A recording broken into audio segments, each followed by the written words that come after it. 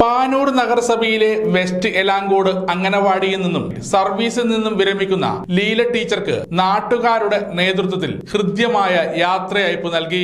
നഗരസഭാ ക്ഷേമകാര്യ standing committee chairperson ഉമേഷ Thiruvambady ഉദ്ഘാടനം നിർവഹിച്ചു. നമ്മുടെ രക്ഷിതാക്കളെത്തുന്ന കുട്ടികൾ വളർന്നു കഴിഞ്ഞാൽ രണ്ടാം ഘട്ടമാണ് നമ്മുടെ അംഗനവാടിയിൽ ചേർത്തുന്നത്. എൻ്റെ 3 മക്കളും അംഗനവാടിയിൽ ചേർന്നിട്ടാണ് സ്കൂളിലേക്ക് പോയിട്ടുള്ളത്.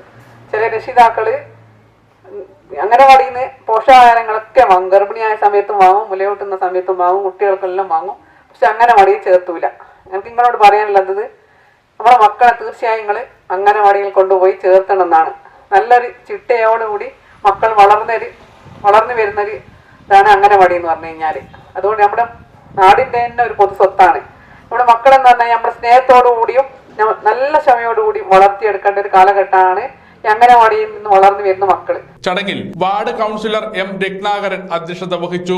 ICDS സൂപ്പർവൈസർ ലിജി മൊമെന്റോ കൈമാറുകയും പൊന്നാട അണിയിക്കുകയും ചെയ്തു. നഗരസഭ വിദ്യാഭ്യാസ standing committee chairman PK Ibrahim Haji, ആസൂത്രണ സമിതി vice chairman TT Rajan master, PK Shahul Hameed, NK Nanu master, K Prakashan, K Surendran, Sarojini K, Karthika P, V Nanu എന്നിവർ ആശംസാ പ്രസംഗം നടത്തി. തുടർന്ന് ലീല ടീച്ചർ മറുപടി പ്രസംഗവും നടത്തി. സമഗ്ര ന്യൂസ് പാനൂർ.